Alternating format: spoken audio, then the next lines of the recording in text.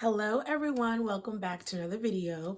Thank you all for being here. Thank you to all the new subscribers. I am slowly but surely creeping up and it just means the world to me. I don't ever tell y'all to like and subscribe and comment. I feel like in the YouTube world it is already a given, but when you do, I'll get the notification. I'm just like, yes, oh my gosh, like someone is listening, someone cares. So it just means the world to me. So I'm gonna make two videos today, but first I wanted to talk about this is gonna be a part of the self-love, self-care mini series. And this is talking about fear and the courage to even continue with this. I say this all the time and I cannot stress it enough. It is a lifestyle, it is a process, it is a journey. You do not wake up with all of it all figured out and the best routine for yourself, the assets it takes to set things up and move in a certain way, and just it all figured out overnight. It is just you're constantly tweaking, you're constantly changing as a woman, as an individual. You can change your mind, you can try new things. And so in that process, if you feel like there is doubt, fear, unsurety, that's normal, but you can't let that overtake you. And the fear and the unsurety can creep in any angle, or we can use a house, for example. It can creep in the back door.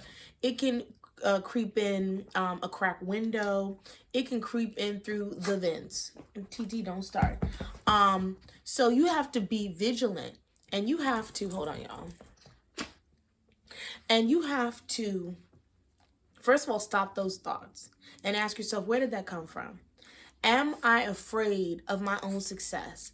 Am I afraid of my own, like me just being okay and me really prospering and working through this process? Because sometimes if you're not used to things being okay and chill, it's almost like it'll seem boring and it'll be like, well, then what will I focus on? If there's no drama, if there's no upheaval, if there's no this, that, and the other going on, like whatever you're used to, you'll be like, well, damn.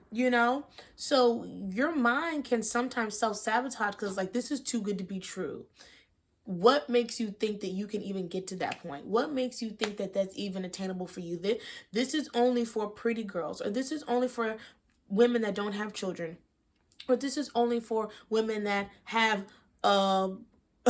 men that are supportive and this and that, or this is only for women that have great paying jobs, that have the money to do all these things, shop and get their nails done, or whatever it is that you think is just like so far away. And I have I've had this for years. And this is just a little thing that I keep on my desk that is a reminder to me, because the fear and the doubt it can be in any aspect of your life. So for me, I feel very secure and confident in my self-love and my self-care.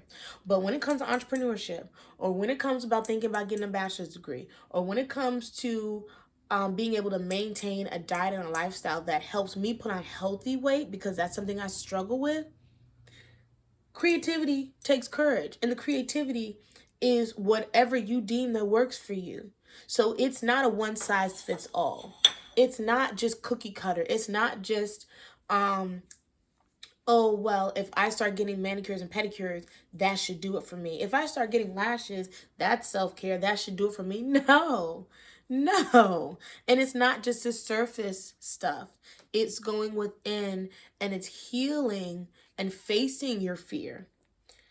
Asking yourself again, where do these fears come from? How can I make myself more confident in them? How can I stop my thoughts in the moment and distract myself from tearing my own self down? Because if you allow that to overtake you, you'll never know, because you're not able to maintain getting started. So it could be, let's use vacation, for example. There are people that go to amazing destination vacations. And to someone else, it'd be like, well, I could never get there. I could never. Well, no, it's a real place.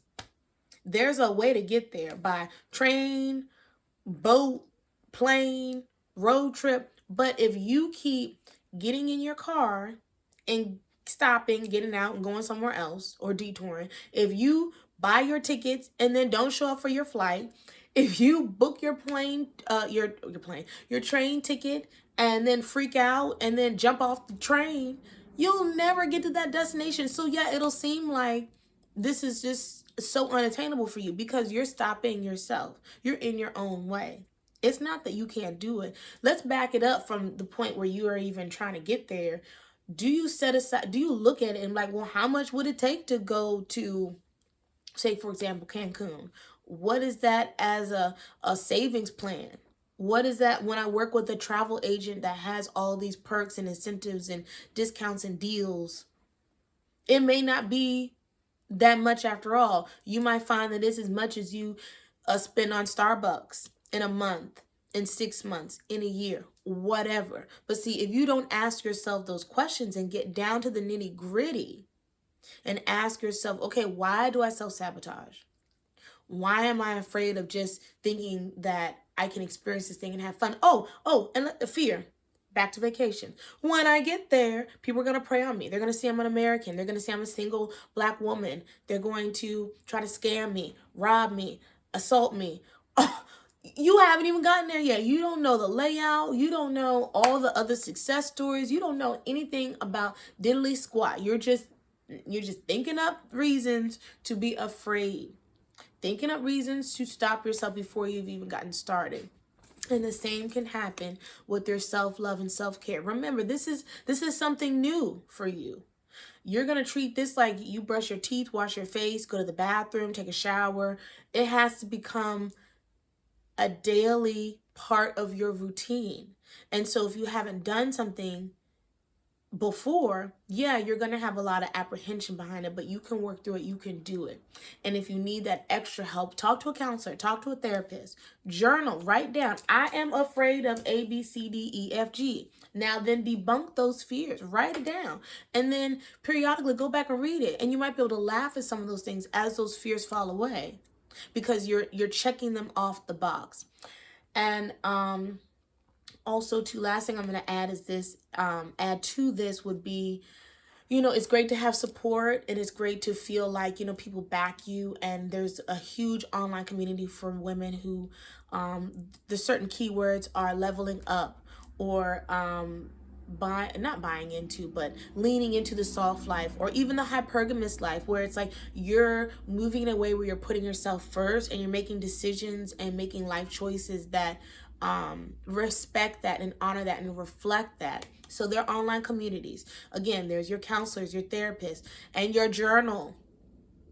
This is not the time to dump on other people that aren't there yet, who don't understand your vision, who may have their own fears and projections on you, who may think, it feels better for them to tell you what to do versus focus on their own lives. So you don't allow, back to the backdoor analogy with your home, your temple, your safe space, you're not going to allow these naysayers, negative Nancy's, people that don't understand what it is that you're doing, why you're breaking up with that boyfriend that never was there for you, never did anything, why you're leaving a toxic relationship or job or an environment, why you're setting healthy boundaries, why you're branching out and trying new things and changing your look and dressing better and wanting to feel better about yourself and loving on yourself more, taking time for yourself. That's too much, and it's no one's business. It's no one else's business. So you're not going to allow an opportunity where they can speak on your life, speak on your movements, speak on your decisions. Because remember, you're an adult, and tear you down and add more fear and add more doubt. Okay? We're going to be very strategic and hardcore about this. Because if you keep starting on this journey and you keep pausing or quitting, especially due to fear and doubt, that adds another level of complexity that, doesn't have to be. Are there setbacks and things you need to work through in life? Absolutely. I am years into this journey, and you add new things, new scenarios, new relationships, new everything. It's gonna tweak a little bit, but I'm able to be stable in myself and know, okay, now what do I need to get through this? What do I need to pour into myself to get through that? Okay? I sound congested all of a sudden. But anyway, I hope that makes sense. So we're protecting our space. We're protecting our plans. We're protecting everything that we've got going for ourselves, and we're facing our own fears and doubts head on and taking it little bit by little bit, chunk by chunk. Don't get overwhelmed. I always say this, take a deep breath and just face each day. And then again, keeping track of these things will show you your own progress. Because sometimes with life, you get so busy and you forget how far you've come. You really can do that. So good luck to you. And until the next one, peace. Bye.